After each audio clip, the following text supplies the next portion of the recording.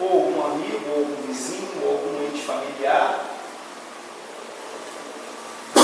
A gente costuma falar lá na família que a morte é um grande convite à reunião social, porque quando tem as mortes na família, a gente revê e tem a oportunidade de estar com todos os familiares que a gente já não via há muito tempo.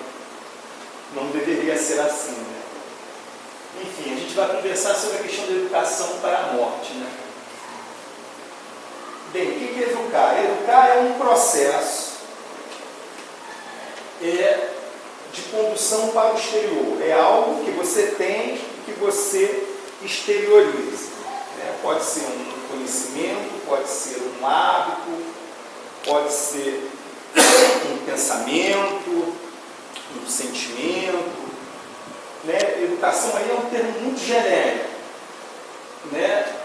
É conduzir ou levar. É algo que está nato dentro de nós e que sai. E essa saída é manifestada através da forma como a gente pensa, da forma como a gente age, da forma como a gente sente. Né? A morte, essa é a definição mais biológica dela. Né? É a cessação da vida e manifesta-se pela extinção das atividades vitais. Quando a gente é espírita, a gente passa a ter uma gama de outros conhecimentos. Né? E a gente acha que a morte é tão tabu que a gente evita comentar, mas ela faz parte da dinâmica da vida. Né? Muitos filósofos dizem que é justamente o fato de sermos finitos, enquanto existência física, é que dá sentido à nossa vida. Né? Tem um livro muito interessante chamado A Desintegração da Morte, do escritor cearense chamado Origem de Lessa. É um livreto, não deve ter 60 páginas. É um tratado de psicologia, de filosofia, porque o escritor não é espírita, ele não aborda nenhum aspecto espírita no seu livro, mas ele trata da questão da morte com tanta profundidade que nos convida à reflexão. Então o livro inicia com um cientista alemão descobrindo uma cura para o fenômeno da morte. Eu já tive a oportunidade de estar aqui nessa casa e comentei a respeito desse livro. Ele descobre uma cura para a morte. Olha que, num primeiro momento, que êxtase, que felicidade a nível mundial. As pessoas não morriam mais. Com isso, os hospitais e serviços médicos faliram, os cemitérios perderam a razão de existir, as guerras cessaram. Por outro lado também, as pessoas abandonaram os empregos, perderam os seus valores éticos, largaram os empregos. Olha, se eu vou viver, se a razão de eu ter que trabalhar é garantir a minha subsistência e a das pessoas que me rodeiam, então, por que trabalhar se eu agora não vou morrer e nem mais as pessoas que eu amo também irão morrer? Então as pessoas abandonaram seus empregos, tratamentos médicos, as pessoas abandonaram tudo. Só que chegou um momento em que a vida passou a ficar sem sentido. Perdeu-se a razão de ser. Né? Deus, para que Deus? O homem é o Deus, por uma morte. Olha aqui, é um livro extraordinário, é um convite à leitura. Mas Deus, para que Deus? As religiões perderam a razão de ser. Passamos a viver uma verdadeira anarquia. Só que o excesso de liberdade, sem a contrapartida da responsabilidade, da assunção das consequências dos atos, começaram a gerar uma sensação de vazio coletivo nas pessoas. Então, depois de um largo tempo, as pessoas começaram a pensar a desejar morrer. E com isso, todas as empresas que tinham deixado de existir, porque a morte não existia mais, todas essas empresas passaram a ter um ressignificado. Então, as empresas que antes produziam armamentos, incentivavam a guerra, essas empresas se transformaram no sentido de produzirem mais alimentos, porque o fato do homem não morrer mais não significa que ele deixou de procriar, de crescer e de se multiplicar. Então o planeta foi ficando cada vez mais inchado de pessoas, porque as pessoas não morriam, elas só envelheciam. Então, as empresas que produziam material bélico começaram a produzir alimentos. As indústrias farmacêuticas começaram a criar um tipo de medicamento ou que revertesse o fator morte e fizesse as pessoas não morrerem novamente, ou que gerasse nas pessoas a sensação de morte. Então, as pessoas começavam a tomar medicamentos em que elas dormiam por longas temporadas. Né? Novos deuses começaram a surgir, não mais a figura divina, paternal, criadora do universo, onipotente, onipresente, onisciente, mas novos deuses, novos gurus que prometiam sensações de morte. E as pessoas em desespero, com as várias soluções, elas se precipitavam nos abismos, dentro dos vulcões, na ânsia e na expectativa de morrer. Elas não morriam. Os seus pedaços e fragmentos, de alguma forma, saíam da lava ou sobreviviam às mutilações inúmeras e continuavam vivos. Olha, é um livro realmente interessante. E aí a gente percebe no livro que o grande significado, a grande consequência da morte física, é o que a gente está tratando aqui, são os valores éticos morais que a gente cultiva hoje, porque se não fosse por eles, a morte meio que perderia o seu sentido. Mas a gente viu a questão da morte física. Ela é derradeira, ela surge para todos nós. O nascimento e a morte, a gente observa, aí na visão espírita, são duas faces da mesma moeda que é a vida. Cada doutrina espírita, nós aprendemos que somos espíritos imortais, em que o corpo é só uma roupagem passageira. Ainda que, na maioria das vezes, cada um de nós nos identificamos tanto com essa roupa que chegamos a nos confundir com ela, mas a roupa é roupa. Um dia ela perde a sua utilidade. E aí o que a gente vai fazer? Tira a roupa e busca outra. Então no Espiritismo, a gente tem um fenômeno muito interessante que é a mediunidade. As pessoas falam, o Espiritismo matou a morte. Não, não foi a doutrina espírita que matou a morte. A doutrina espírita deu a explicação nas suas bases filosóficas. O que matou a morte foi a mediunidade. E desde que o espírito humano está encarnado no nosso planeta, e a gente vai lá no passado, nos homens das cavernas, nos homens mais primitivos, desde esse momento já existia, ou passava a existir, a comunicação entre os dois planos da vida, dos vivos da carne com os vivos fora da carne. É a mediunidade. Então a mediunidade, ela veio matar a morte enquanto o fim ou o término da existência. A morte é uma etapa, ela não é a destinação final. E aí quando a gente fala sobre mediunidade, já que ela sempre existiu, desde que o homem, o espírito humano começou a encarnar no nosso planeta, e a gente tem com Jesus, no Novo Testamento, no Antigo Testamento, no Ato dos Apóstolos, em todas as tradições e livros religiosos da humanidade, a gente vê ali muito presente esse intercâmbio entre os dois planos da vida. Mas foi em 1848, num lugarejo nos Estados Unidos chamado Harrisville, foi quando a gente teve a primeira comprovação efetiva de que os mortos continuam vivos. E aí a gente relembra o episódio das irmãs Fox e do Sr. Fox. Era um casal protestante, recém-mudado para esse vilarejo.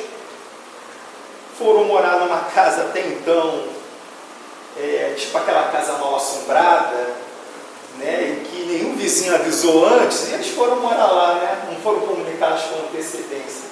E não demorou 6 meses deles estando morando lá, começaram a ouvir vários indicativos de que alguém mais além da própria família, das 3 meninas, da esposa e do senhor John Fox, que era reverendo, era presbítero, além deles 5, tinha mais alguém na casa, porque era alguém que batia, as casas tinham porão, então era alguém que bagunçava o porão, era alguém que batia nas paredes. E depois de várias investigações tentando descobrir quem era que estava ali perturbando a paz, particularmente das meninas, chegou-se à conclusão que não era ninguém. Até um dia em que as meninas estavam deitadas, todas elas agrupadas ali com medo, porque esses fenômenos de barulho, de batidas, de raps, como os alemães falam, eles vinham ocorrendo de forma a perturbar a paz daquela família. Até chegar um dia que todas as meninas se reuniram lá no quarto do pastor, do pai, da esposa, e a cama começou a sacudir. E todo mundo apavorado, vamos rezar, e eles começaram a rezar. E a menina mais jovem, a Kate, teve um insight, né? Não por acaso, teve um insight, porque o que o pai tinha dito era que era o demônio, era o diabo, era coisa do mal, e a oração ajudaria a evitar, a terminar aquele transtorno, né? Era o bicho-papão, era a assombração. Então a menina teve um insight e resolveu perguntar a assombração, né? E aí começou um diálogo. O primeiro diálogo comprovado, registrado em jornais da época, estamos falando de 1848, 1849, o primeiro diálogo comprovado e registrado entre os 2 planos da vida. Evidente que não demorou muito tempo, formou-se uma fila enorme na casa, em frente à porta do reverendo, de tal maneira que todos queriam falar com o fantasma. Todos queriam falar com aquela voz invisível que, através de batidas, respondia a perguntas simples. Meu nome é fulano de tal, uma batida sim, 2 batidas não. Meu marido está me traindo, uma batida sim, 2 batidas não. Perguntas assim, bem simbólicas, bem notórias. Meu filho tem quantos anos? Aí vinha uma quantidade de batidas na parede, os estalos eram ouvidos como se fossem da parede, na quantidade de batidas respectivas à idade da criança ou à idade de quem perguntava, perguntas bem generalizadas. E aí começou a comprovação, né, o testemunho, um atestado de que a vida segue além do túmulo. E a história das irmãs Fox, ela é sensacional e é toda ela descrita. E a gente vai se lembrar do escritor, criador de Sherlock Holmes, Arthur Conan Doyle, no livro A História do Espiritismo. Ele descreve com minúcias e detalhes todo esse episódio ocorrido com a família Fox. A mediunidade matou a morte. A gente vai ver também o seguinte, esse camarada, né, Chico Xavier, na época, em algum momento, em uma das várias caravanas que saíam daqui do Rio para ir para Uberaba, eu tive a oportunidade, tinha condições de ir visitar o Chico, né? Tinha condições desse nível, mas não tinha condições desse nível. Então, infelizmente, perdi a oportunidade de conhecer o Chico, né? De vê-lo pessoalmente. Mas Chico é considerado a maior antena psíquica do mundo, a maior antena parabólica entre os 2 planos da vida que já existiu no nosso planeta. E a gente vê através dele, e a gente fala particularmente desse livro, Parnaso de Alentuno, que é o primeiro livro que saiu resultado da sua mediunidade. É um livro de poemas de poetas da língua portuguesa, brasileiros e portugueses.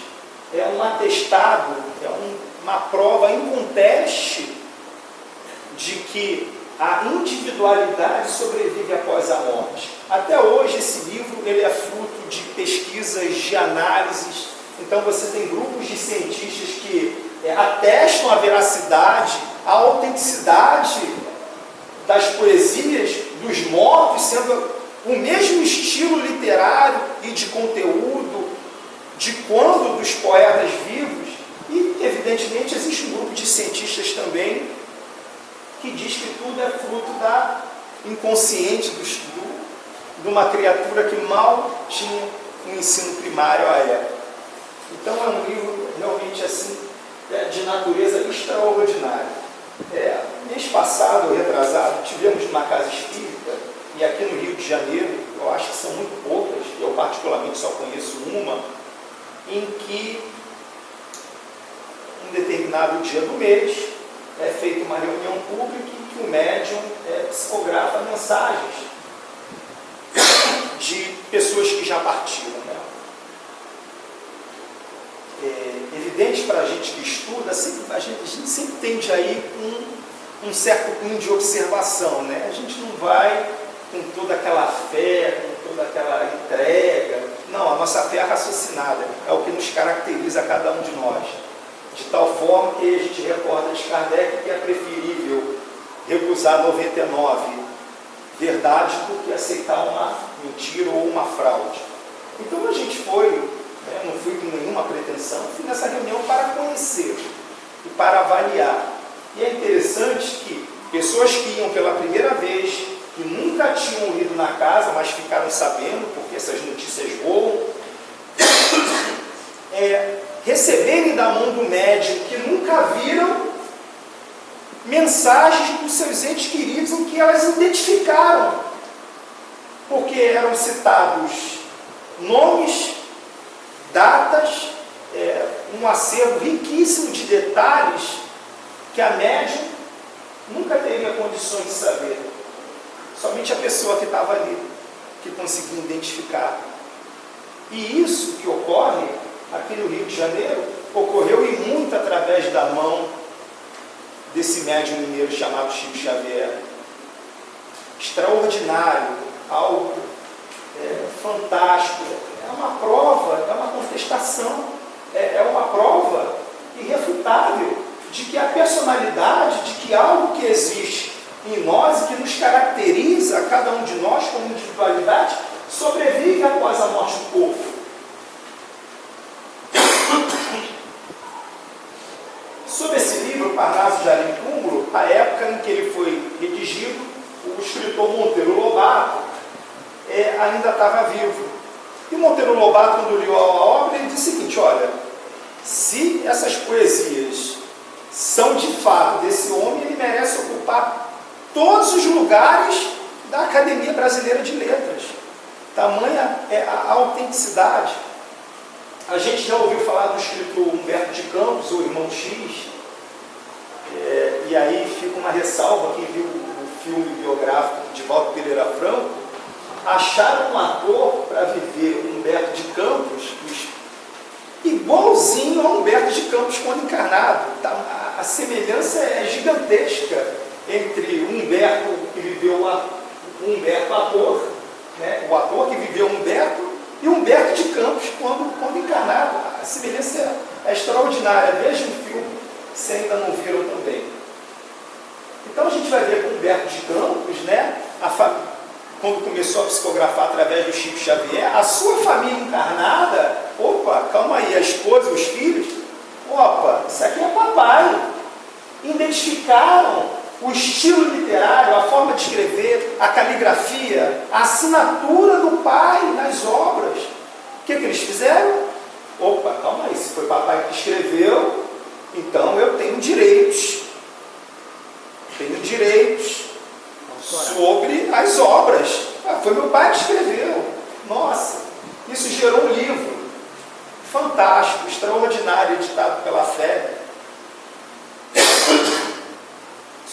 que estuda profundamente esse caso. Humberto de Campos Espírito ficou tão assim, embaraçado, envergonhado com a atitude que ele não esperava da esposa e dos filhos, porque qual é a atitude racional? Qual a atitude esperada de quem atesta que seu amor continua vivo após a morte? É alegria, é exultação, é felicidade. Humberto, com certeza, nunca esperava que a família fosse ter uma reação como essa, esperando a monetização das obras através do Chico Xavier. A tal ponto que ele disse, numa psicografia através do Chico, que ele se sentia muito incomodado, que ele não esperava uma reação dessa, e que, no lugar dos juízes, ele não saberia o que orientar. E ele disse o seguinte, que nem Salomão, né, reconhecido, né, o rei Salomão, reconhecido pela sua sabedoria, que nem Salomão saberia, com certeza, saber o que fazer. E aí, mas só que o juiz, né, o veredicto do juiz foi o seguinte, olha, os direitos autorais enquanto a pessoa está viva no corpo físico. A nossa legislação, até o presente momento, o nosso Código Judicial, né, ele só envolve, só compromete a pessoa nas relações de direitos e deveres enquanto a pessoa está viva na carne. Além disso, então, o juiz foi, com certeza, muito inspirado pelo óbvio nesse momento, então ele teve uma saída jurídica perfeita para o caso. Aí a gente vai ver lá no Leon Denis, um livro assim, ataque de livro, o problema do ser, do destino e da dor. Claro. Ah, sim. Começamos com Humberto de Campos, e para não haver mais esse tipo de, não gerar esse tipo de comportamento da família, o espírito começou a assinar como irmão X. Isso aí. A morte é uma simples mudança de estado. A destruição de uma forma frágil, que é o corpo físico, que já não proporciona à vida as condições necessárias ao seu funcionamento e à sua evolução. Olha, Leon Denis, magistral, falam os espíritos que se Kardec tivesse falhado na sua missão, enquanto organizador, compilador da doutrina dos espíritos, esse camarada teria assumido a sua função. Então ele diz aí, Leon Denis, nessa frase muito sintética, qual é o objetivo da vida? É garantir a evolução do espírito. Então estamos aqui nesse período em que uns vão viver um pouco mais, outros um pouco menos, uns vão parar nos 40, outros nos 50, uns não vão passar dos 2 anos, dos 3. Quem é que sabe? Ninguém sabe. Não sabeis nem o dia, nem a hora. Você lembra da parábola lá das virgens prudentes e das virgens loucas ou equivocadas? As prudentes se prepararam, cada um com o seu candeeiro lá, esperando o noivo chegar e o passar. As loucas ou as imprudentes não. Dormir. Enfim, o pretendente passou, levou as prudentes e as outras ficaram lá, para a titia. Então, o grande objetivo é a evolução, e a morte é só a destruição da forma frágil, que é a forma física. Observe que o nosso corpo, ao mesmo tempo que ele é de uma fortaleza incrível, ele é tão frágil. Um vírus, uma bactéria, dependendo de onde ela se instala no nosso organismo, é o suficiente para nos debilitar e nos conduzir a um estado de fragilidade tal que leva à morte do corpo físico. E quando a gente fala em morte, necessariamente a gente está falando em vida futura, não é verdade? Porque aquele que não acredita na morte, acredita numa coisa além da morte. Né? Lembrando que o nosso objetivo aqui não é provar se a morte existe ou não existe, a mediunidade já provou isso. Basta pegar qualquer obra do Chico Xavier, de Divaldo Pereira Franco, essas obras em que os entes familiares retornam, atestando e testemunhando a sua existência, para a gente já se ver por satisfeito.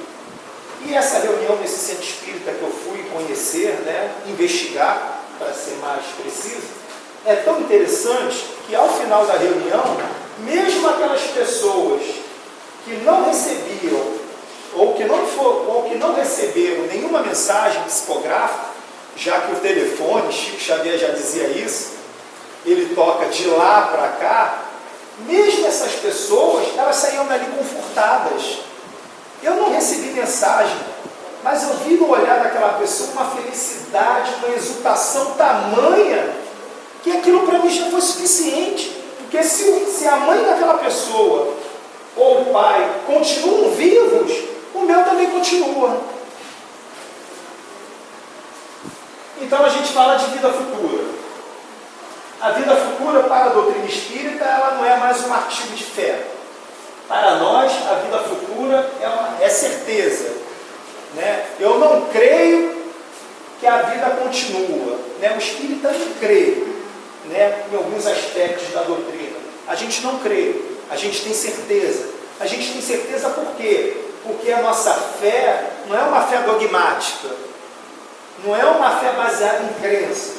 A nossa fé é uma fé baseada nas certezas, na convicção que os fatos trazem para cada um de nós. Isso aí está no Evangelho segundo o Espiritismo, no capítulo 2, no item 3. Ainda, no Evangelho segundo o Espiritismo, a gente vai ver o seguinte: a morte não tem mais nada de assustador. Não é mais a porta do nada, mas da libertação, que abre para o exilado a entrada de uma morada de felicidade e de paz. Né? Quem tem medo da morte? Mesmo nós espíritas temos medo da morte, por que não? Só que o espírita ele tem medo da morte por alguns aspectos. Eu vou compartilhar com vocês o porquê que eu tenho medo da morte. Né? A doutrina espírita ela tem um aspecto consolador. Então, quando ela diz para nós que os nossos amores continuam vivos e nos prova isso, ela nos consola. Mas a doutrina espírita, se lembra que a gente começou lá, a proposta do trabalho é falar sobre educação, e educação é uma transformação que não vem de fora para dentro, e sim de dentro para fora. Só que a gente precisa dos estímulos externos, e a palestra pública, o estudo sistematizado, a conversa com um amigo, um filme edificante, os nossos sentidos, percebendo o mundo à nossa volta, são estímulos externos que permitem uma transformação interna. E quando essa transformação efetivamente ocorre, a gente se educa e se reeduca constantemente e incessantemente. Então eu vou compartilhar com vocês quando começou o meu grande momento de reflexão a respeito desse assunto. E isso aí eu agradeço ao irmão X. Ele me fez pensar a respeito da morte, me faz pensar até hoje, eu diria para vocês quase que todos os dias. Não de uma forma mórbida, né? Vamos desvincular morte com a questão da morbidez. Né? A gente, historicamente, aprendeu a conviver com a morte de uma forma muito mórbida. Né? Eu me recordo, quer dizer, não é que eu me recordo, né? Mas alguns anos atrás, a morte era tratada de uma forma mais íntima pela família, né? O morto era velado dentro de casa, eram os entes da família, né? As pessoas da própria família que cuidavam do morto, que arrumavam. Eram os mais próximos da morte e aquilo não nos abalava tanto. Hoje não, aprendemos socialmente, culturalmente, a ter com a morte uma relação mais distante. E quanto mais distante, melhor. Não. Aquele sentimento de alívio e acabou e vou para casa e a vida segue, abundante. Hoje a gente está numa relação muito distante em relação à morte. E a morte é vista hoje com uma certa morbidez, de uma forma que nos assusta e que a gente tem. Mas a gente precisa aprender a rever isso, porque somos espíritos imortais e o estágio que estamos passando aqui é temporário e nenhum de nós ficaremos para a semente. Aí eu vou compartilhar com vocês uma página do irmão X, já na época no livro Contos e Apólogos, ele já não assinava mais como Humberto de Campos, já assinava como irmão X, e a lição de número 7, chamada A Ficha. João Mateus, distinto pregador do Evangelho na Seara Espírita, Na noite em que atingiu 50 anos de idade, depois de orar enternecidamente com os amigos, foi deitar-se. Sonhou que alcançava as portas da vida espiritual e, deslumbrado com a leveza de que se via possuído, intentava alçar-se para melhor desfrutar a excelsitude do paraíso, quando um funcionário da passagem celeste se aproximou a lembrar-lhe solícito: João, para evitar qualquer surpresa desagradável no avanço, convém uma visita de olhos em sua ficha. Então, um amigo espiritual foi ler a ficha do João. João era um distinto pregador do Evangelho. Então, vamos lá. Nome: João Mateus. Renascimento na Terra em 1904. Berço manso. Pais carinhosos e amigos. Inteligência preciosa. Um cérebro claro. Instrução digna. Bons livros. Juventude folgada. Boa saúde. Invejável noção de conforto. Sono calmo. Excelente apetite. Seguro abrigo doméstico. Constante proteção espiritual. Olha que ficha bacana. Nunca sofreu acidentes de importância. Aos 20 anos empregou-se no comércio. E a gente acha que no livro da vida tudo que a gente faz não está escrito. Casou-se aos 25 em regime de escravização da mulher. Opa. Católico romano até os 26. Presenciou sem maior atenção 672 missas. Aos 27, se transferiu para as fileiras espíritas. Compareceu a 2.195 sessões de espiritismo, sob a invocação de Jesus. Realizou 1.602 palestras públicas e pregações doutrinárias. Escreve cartas e páginas comoventes. Notável narrador, polemista cauteloso. 4 filhos, boa mesa em casa. Não encontra tempo para auxiliar os filhos na procura do Cristo. Não encontra tempo para auxiliar os filhos na procura do Cristo. Efetuou 106 viagens de férias, de repouso e distração. Grande intolerância para com os vizinhos.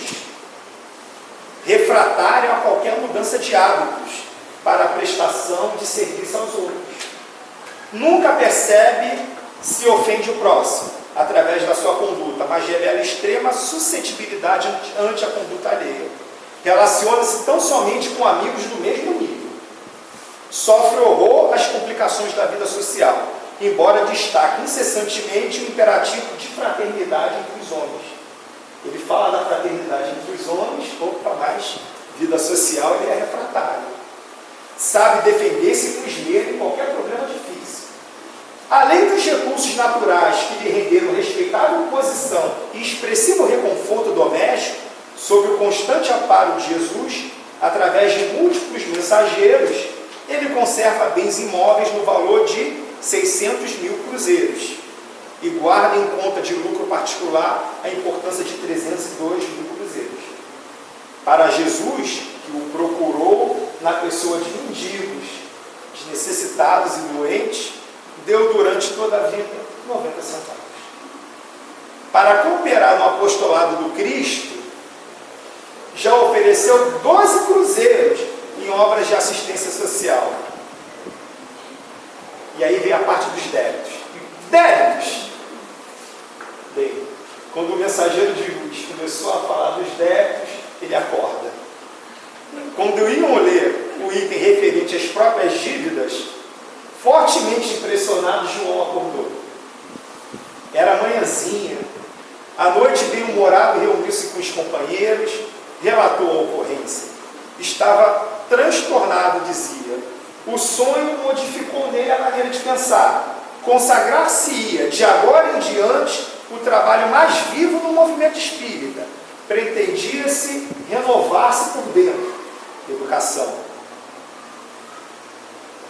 Reuniria palavra, que ele tinha de forma brilhante, com a ação. Para isso, achava-se disposto a colaborar socialmente na construção de um lar destinado à recuperação de crianças desabrigadas, que desde muito desejava socorrer. Então ele já tinha essa vontade de amparar as crianças que necessitavam de abrigo, de atenção. A experiência daquela noite inesquecível era, de certo, um aviso precioso. E sorridente despediu-se dos irmãos de Gideão, solicitando-lhes novo reencontro para o dia seguinte. Esperava assentar as bases da obra que se propunha levar a efeito. Contudo, na noite imediata, quando os amigos lhe bateram à porta, vitimado por um acidente das coronárias, João Mateus estava morto.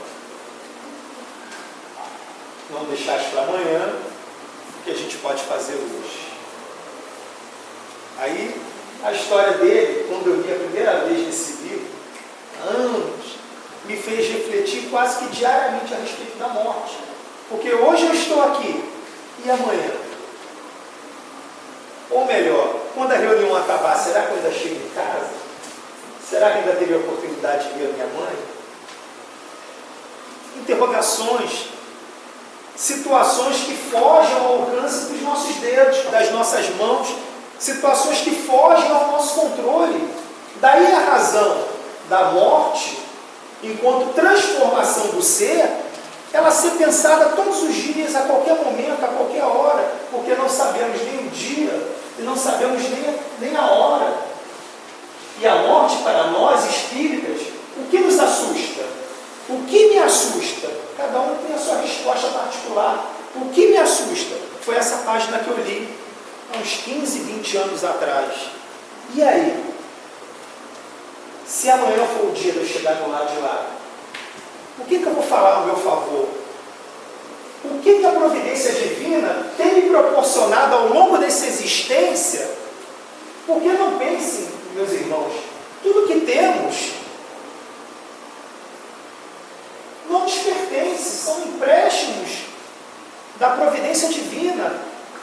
Então, se hoje eu estou aqui diante de vocês, um calçado, uma calça, uma camisa, se hoje eu estou com esses óculos que permitem, né, a minha visão frágil enxergar a distância, se hoje eu estou com esses recursos, é porque a providência divina me proveu para que eu esteja aqui nesse momento, ou para que eu possa, ao longo da minha experiência evolutiva, razão de ser da minha vida, fazer o melhor daquilo que eu consegui fazer de mim mesmo. A doutrina espírita transforma completamente a nossa perspectiva de futuro. A vida futura deixa de ser uma hipótese e ela passa a ser uma realidade. Levantou-se o véu. O mundo espiritual aparece-nos na plenitude da sua realidade prática. Não foram os homens que o descobriram pelo esforço de uma concepção engenhosa. São os próprios habitantes desse mundo que nos vêm descrever a sua situação. E quando a gente pega o livro Céu e Inferno, que é o 4º livro da codificação espírita, a gente vê ali um relato de testemunhos de espíritos como nós, nas mais diversas situações, mostrando para nós como que é a realidade, a lei da morte, como que é a realidade do outro lado. E é interessante que quando a gente fala no outro lado, a gente pensa, não, tem um túnel, eu vou cruzar esse túnel, é do outro lado do túnel. Não existe túnel. O plano espiritual é aqui. Vivemos mergulhados no plano espiritual, acotovelados por espíritos em todo lugar. Paulo de Tarso, somos cercados por uma nuvem de testemunhas. Que nuvem de testemunhas são essas? São encarnados? Não. Porque quando eu estou lá na privacidade do meu quarto, sozinho, não tem nenhum encarnado lá não. Mas eu posso muito bem estar, dependendo do que eu esteja fazendo, consorciado com 2, 3, 4, 5, 6 N espíritos ali. Se eu estou fazendo algo edificante, eu estou bem acompanhado. Se eu não estou, muito possivelmente a minha companhia vai acompanhar o meu estado mental, os meus pensamentos e os meus sentimentos. E aí a gente vê, falando em Paulo, em 1 Coríntios, porque se a nossa esperança em Cristo, se ela se limita apenas a esta vida, somos os mais infelizes de todos os homens. Paulo é extraordinário. Qual a função de acreditar na proposta de Jesus, se essa vida que estamos, ela vai ter um término? Qual a razão de ser da moral, dos valores, de que me vale ser bom para o próximo e para mim mesmo, se ao final de contas, quando a morte surgir, eu vou deixar desaparecer, ou vou ao nada, ou vazio absoluto, um vazio que os Espíritos disseram lá no livro dos Espíritos que o vazio não existe. Gilberto Gil, é sempre bom lembrar que um copo vazio está cheio de ar. Então a gente acha que o copo está vazio, mas não está. O vazio não existe. A vida pulula, pulsa, vibrante em todas as partes. Então o plano espiritual não é lá, o plano espiritual é aqui. O plano espiritual está em torno de nós, acima de nós, abaixo de nós, em todo o ambiente. Então, se acreditamos em Cristo, só faz sentido termos esperança na mensagem de Jesus, no seu Evangelho, se acreditarmos que além dessa vida, existirá outra vida e outras vidas.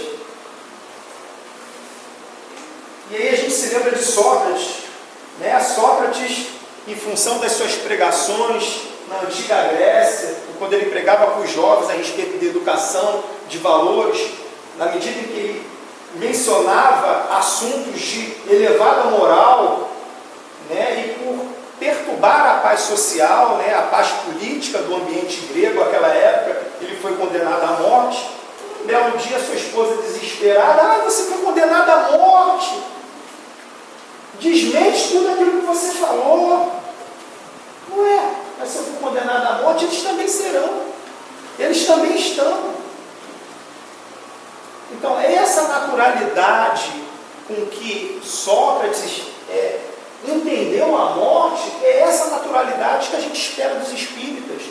Eu já fui em velório de tudo quanto é tipo. Já fui em velório de ateu, já fui em velório de espírita, já fui em velório de protestante, de católico. Mas, dos velórios que eu já fui, aqueles que me trouxeram mais comoção pelo desespero foram velórios de espíritas. Pelo desespero foram velórios de espíritas. Eu digo por mim, né? Pela minha experiência.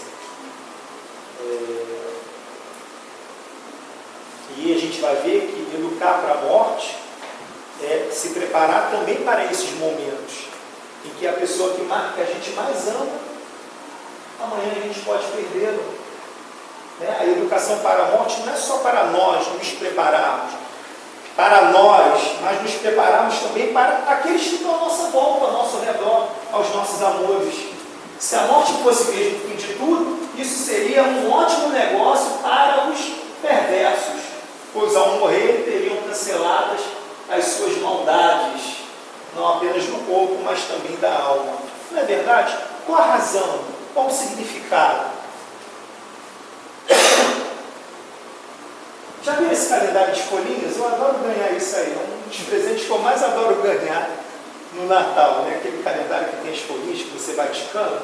E aí no dia 31, ontem, né? Estava escrito isso aqui, ó: o medo da morte nos impede de viver e não de morrer. E a gente precisa refletir sobre isso, né? Por que a gente ainda tem medo? Qual a razão do nosso medo? Né? A gente sente medo por nós, a gente sente medo pelos outros. Enquanto espíritas, o nosso grande medo, ele se encontra lá no inconsciente freudiano. Lá, na verdade, no subconsciente, na camada mais profunda da alma, da consciência. Por que da consciência? Porque é lá, como os Espíritos nos falaram, é onde está escrita as leis de Deus. No nosso consciente, né? Na nossa consciência, no caso freudiano, lá no nosso subconsciente, nas camadas mais profundas da nossa alma, as leis de Deus se encontram escritas. Então, quando nós espíritas temos medo da morte, a gente sabe que a morte não existe, mas a gente teme por nós e pelos outros. Pelos outros, pela saudade que sentiremos, pela falta que sentiremos dele. E por nós, porque a gente teme isso aqui, ó, o encontro com a verdade. Porque o que a morte promove é um reencontro de nós com o nosso eu mais profundo. Esse é o grande encontro que a morte promove. E a gente chegando do outro lado, qual o testemunho que eu vou poder dar da minha vida? O que eu vou poder falar do que eu fiz? A educação para a morte, ela começa no perfeito entendimento e compreensão da vida. Então, se educar para a morte, se preparar para a morte, começa hoje, desde já. É a gente se educando para a vida, é reaprendendo a viver, é pondo em prática, arregaçando as mangas, todas essas gotas homeopáticas de conhecimento que semanalmente a gente está aqui colhendo na casa espírita. A gente temos que sair da situação confortável, daquele que só está a receber, para partir para a postura daquele que está a oferecer. Não viu o nosso irmão aqui? O que adianta ele ser um exímio pregador da doutrina, se ao final de contas, ao chegando lá, ele não tinha nada de que prestar contas, nada do que falar de si, porque a palavra, meus irmãos, o vento pega e leva para longe. Agora os exemplos ficam. Uma vez eu estava falando numa casa espírita e tinha uma senhora sentada bem à frente. E terminando a palestra, ela veio falar comigo: Jorge, eu fiquei, nossa, eu estou tão chateada. Mas por que, fulano? Nossa, sabe o irmão tal? Você conhece o irmão tal? Eu conheço. Ele fala na Rádio Rio de Janeiro, ele tem um programa na Rádio Rio de Janeiro, não posso falar o nome dele, naturalmente, né? Ele tem um programa na Rádio Rio de Janeiro. Conheço fulano, tem livros escritos e tudo mais. Olha, eu estou tão chateada, porque eu fui na fila do banco e tinha a fila dos novos e tinha a fila dos idosos. Eu fui na fila dos idosos. Ele estava na minha frente na fila dos idosos, mas o caixa estava indo tão devagar que ele estava fazendo um escândalo tão grande na fila, xingando, esbravejando. Nossa, eu fiquei tão triste com aquilo. As palavras o vento leva, os exemplos ficam. Gente, quem sou eu, quem somos nós para criticar a quem quer que seja? Mas a falha do outro, ou a falta do outro, não é motivo para divulgação. Não, é motivo para a gente olhar para nós mesmos. Opa, será que eu não estou falhando da mesma forma, ou pior do que aquilo que o irmão está falhando? A falha do outro é um aviso para que cada um de nós não recaia no mesmo erro. Então, quando a gente fala em educação para a morte, é começar desde já, educando a própria vida, porque o que a gente leva para o lado de lá é o que fazemos no lado de cá. E você vê que morte e vida estão tão arraigados, vocês conseguem ver aqui? A ilusão de ótica, muito interessante. O nome dessa foto se chama A Vaidade, é o nome dessa pintura, de um pintor alemão. Então, ao mesmo tempo que a pessoa está se vendo refletida no espelho, existe aqui uma figura simbolizando a morte, a meio que nos lembrar a nossa finitude, que a gente vive 80, 90, 100 anos, mas um dia a gente vai partir dessa realidade para outra realidade. Né? A dinâmica da vida é exatamente essa. É morrer, ir para o plano espiritual e renascer. É a reencarnação. Essa é a dinâmica. Esse é o ciclo da vida de que nenhum de nós há de fugir. E aí, quando a gente se denota com realidades tão diferentes, né? Teoricamente extremos tão grandes, né?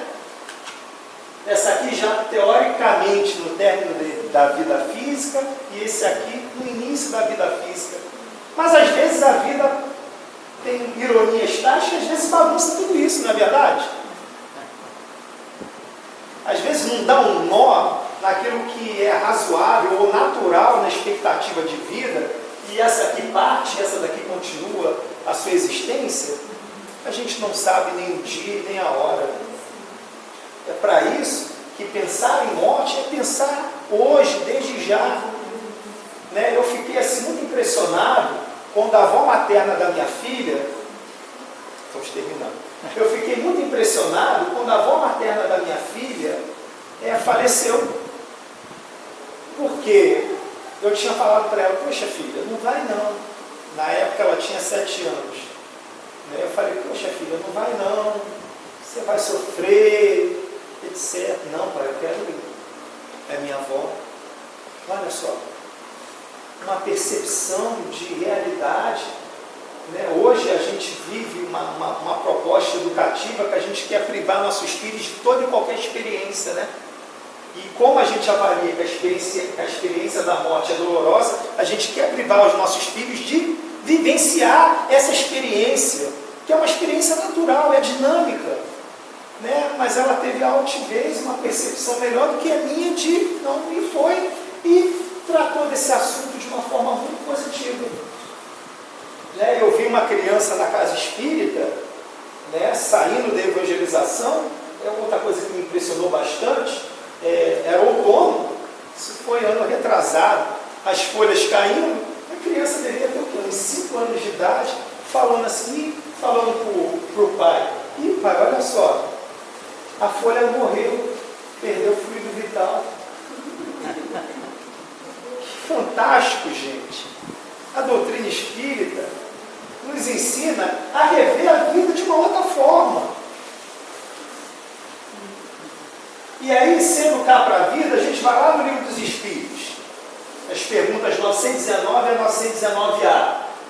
Qual o meio mais prático para se melhorar nessa vida? Para que eu me reeduque nessa vida?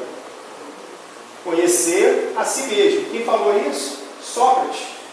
Na verdade, essa frase não é de Sócrates, né? Ele já viu ela no oráculo de Delfos e repetiu essa frase, né? Fez ampla divulgação dessa frase. Então, essa frase é multimilenar, é nos conhecer, e a doutrina espírita vem nos oferecer a cada um de nós a ferramenta precisa de se autoconhecer. E se autoconhecer não é tarefa fácil, porque não somos flor que se cheia, não é verdade? Não somos anjos, também não somos demônios, né? Não estamos nos extremos, estamos no meio. Mas se conhecer é uma tarefa difícil. E aí na 919A, quem responde essa pergunta é Santo Agostinho. E ele diz o seguinte, bem, mas como fazer, né? Como se conhecer a si próprio? Eu vou só resumir aqui o que Santo Agostinho disse no início. Fazer o que eu fazia quando vivi na Terra. No fim de cada dia, interrogava a minha consciência. O que é a consciência? É a voz de Deus. São as leis divinas, né? São os mandamentos que existem já dentro de cada um de nós. Mesmo aqueles que nunca tiveram contato cultural com nenhum livro religioso, esses têm escritos dentro de cada um deles as leis divinas. Então eles têm a noção de certo e errado, de paixão e instinto. Então, consultar a própria consciência. E em função da resposta que você obter, você vai saber se você está nesse processo de reeducação ou não, de se você está se preparando ou não para a morte. Vale a gente observar que nesse processo de reeducação, né, nós agimos ou reagimos diante da vida? E tem uma frase aqui do Maxwell, ele diz o seguinte, que a vida é 10% do que nos acontece e 90% da forma como a gente reage. Então, o que é a vida? É 10% daquilo que me acontece. Mas a maior parte da vida é como eu reajo. E aí a gente vai ser mais preciso. É como eu ajo, não reajo. Como eu ajo diante da vida, das dificuldades, das adversidades, da bonança, da provação. E a gente vê aqui o mesmo copo de café que caiu num cidadão e caiu em outro, está aqui, ó, nos 10%. Se sujaram da mesma forma, mas cada um optou por agir e não reagir. Cada um optou por agir de uma forma diferente. Não. Eu não entendi. Aqui, ó. Oi, meu amor, tô te vendo. Ah, eu não entendi. 10% da vida? Como assim? De tudo que nos acontece, Ah, se a gente pegar o total de situações que a gente passou ao longo do dia de hoje, né? Então eu peguei o metrô, pisaram no meu pé, cheguei no trabalho, um copo d'água derramou em cima de mim, né? Muito semelhante ao que ocorreu com esse rapaz, né? Tive uma discussão no meu ambiente de trabalho com um colega de trabalho, cheguei atrasado aqui, o carro vinha devagar, quase parando. Então várias situações ocorreram no meu dia. A todas essas situações que provocaram em mim uma reação ou uma ação, eu vou dizer que tudo isso é 10%. Agora, o estado de espírito, os sentimentos, a emoção, os pensamentos, esses são meus. Então, se ao discutir com a colega de trabalho, eu levantei o tom de voz agressivo para ela, né, isso é uma ação minha. Se derramou um copo de água na minha calça e eu esbravejei um palavrão, isso é uma ação minha. Eu poderia ter tido uma outra ação, não é verdade? Se a colega de trabalho me insultou, eu poderia ficar calado, me deter na minha quietude, fazer uma prece, uma oração interna. Se um copo de água caiu em cima de mim, opa, calma aí, vai secar. Se o carro estava demorando a chegar aqui, ao invés de eu estar ansioso, nervoso, pedindo o motorista para acelerar, não, vai dar tempo. Então, a reação é minha. A ação, os 10%, é de tudo que nos ocorre. Tem um livro interessante, é uma psicóloga alemã, sobre a morte e o morrer. Ela não é espírita. E ela fala sobre as várias etapas que ocorrem, né, do preparativo, do que ocorre no processo da morte. E ela fala o seguinte, né, que o primeiro estágio, né, é a negação e o isolamento. E aí tem uma frase de Tagore, na época enquanto ele estava encarnado, e esse mesmo poeta indiano escreveu o primeiro livro através do Divaldo Pereira Franco, chamado Filigramas de Luz. Então, o primeiro livro do Chico foi Parnaso, do Divaldo foi Filigramas de Luz, foi do espírito Ranjibran Tagore. E esse livro ele escreveu enquanto ainda estava encarnado, né? Um homem se entrincheira contra si mesmo. Então esse é o primeiro estágio, negação e isolamento. Então a gente vai chegando num determinado momento em que a morte se antecipa, porque quanto mais idade temos, teoricamente, né, mais próximos estamos naturalmente, mais próximos estamos do momento da nossa partida. E ele diz o seguinte: interpretamos o mundo erradamente e dizemos que ele nos engana. E aí a gente vê que a doutrina espírita ela descortina para nós que em nenhum momento somos enganados. A vida, ela continua, e o que é mais significativo, ela continua da mesma forma como a deixamos. Podem ter certeza que não teremos impacto algum ao chegarmos ao outro lado da vida. A realidade que estamos projetando para nós amanhã, na nossa vida futura, é a que estamos criando hoje.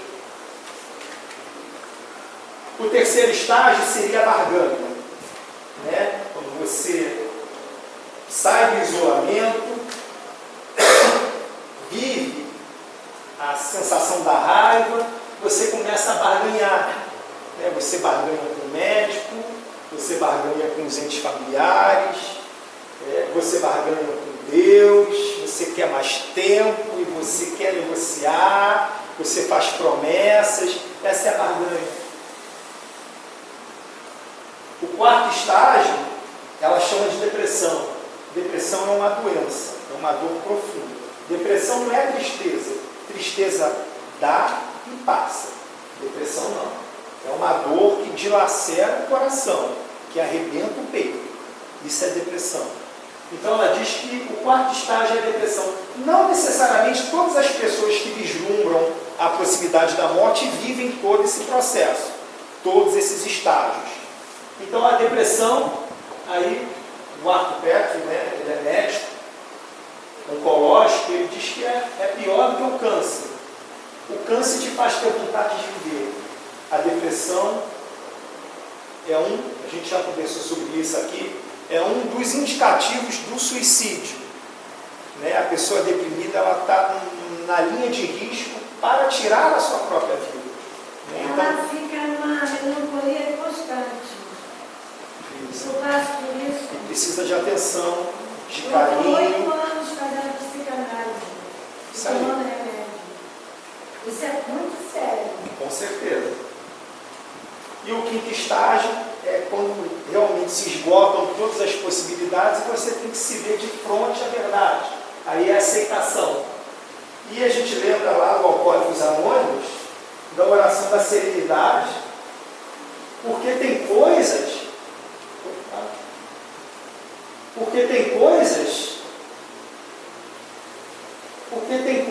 que eu posso modificar.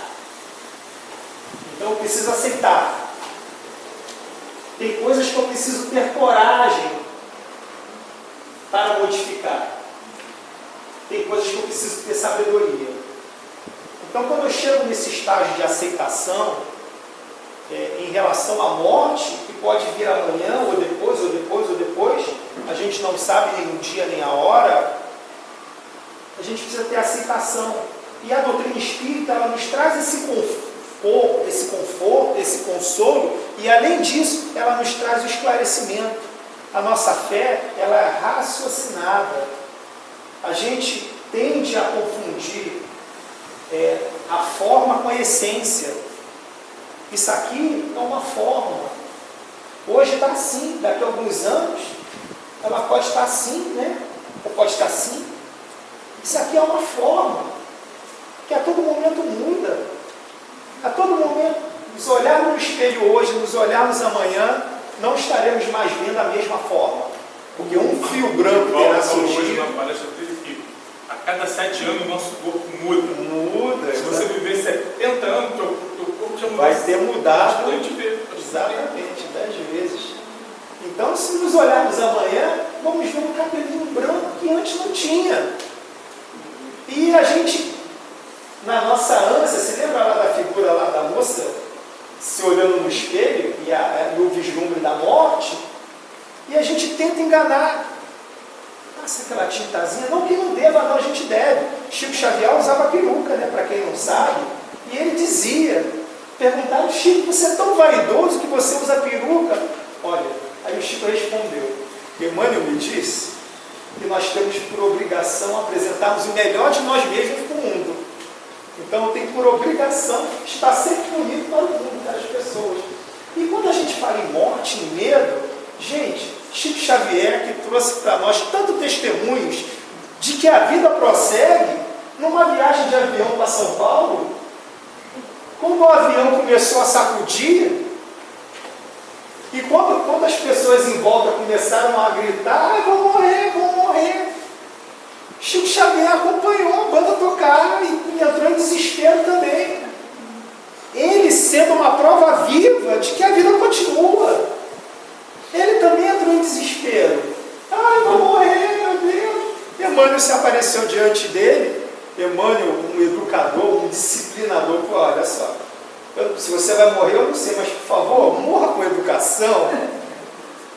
Então, meus irmãos, aceitar a morte como uma fase da vida, como um momento da nossa existência, é sinal de maturidade. Eu não falo nem maturidade humana, mas é um sinal de maturidade espiritual. Nos prepararmos para esse momento, conversarmos sobre isso entre nós, não só na casa espírita, mas dentro de casa. Nos prepararmos com antecedência para esse momento que um dia virá. Eu vi lá minha tia, faleceu, ficou lá um apartamentozinho que era dela, está lá as pessoas se digladiando, os netos, né? Se digladiando, meu Deus, 5 netos por conta de um apartamento. Imagine como ela não está em espírito. Se tiver merecimento, ela está sendo poupada de toda essa experiência negativa. Mas se ela tiver de vivenciar essa experiência, ela está lá sentindo toda a vibração daquele ambiente, daquela disputa entre netos, por causa de um apartamento. E aí, Se ela tivesse se preparado antes, olha só, o meu apartamento eu vou doar para caridade, não vou deixar para ninguém. Ou, se eu vou deixar, eu já deixo já tudo registrado em papel, para não ter briga, não ter confusão. Isso é um preparo, é você saber que em algum momento você vai partir. E aí, quando a gente falou de Chico Xavier como o maior médium de todos os tempos, a gente poderia dizer que Chico Xavier, enquanto homem, mas enquanto mulher, a gente tem uma outra médium, Ivone do Amaral Pereira.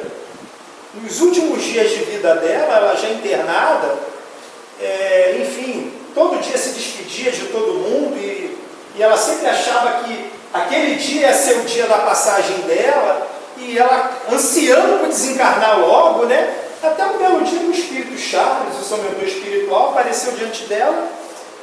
Ivone, e aí, vamos ou não vamos? Olha, eu estou doida para ir, por que eu ainda não fui? Olha só, você está muito agarrada ao Evangelho segundo o Espiritismo aí na tua cabeceira. Era o livro dela, o primeiro Evangelho segundo o Espiritismo, todo escrito, manuseado, folheado, dobrado. Ela estava presa àquele livro. Então a providência, a misericórdia divina quis que ela se desvencilhasse daquele bem material para que ela pudesse fazer a passagem.